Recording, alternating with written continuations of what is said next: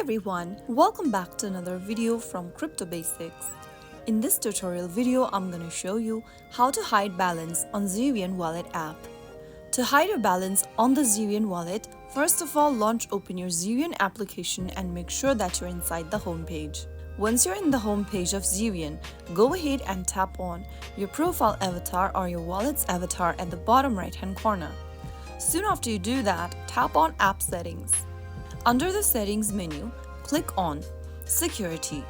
Now under Security, toggle on the button right next to Hide Balance with Phone Flip.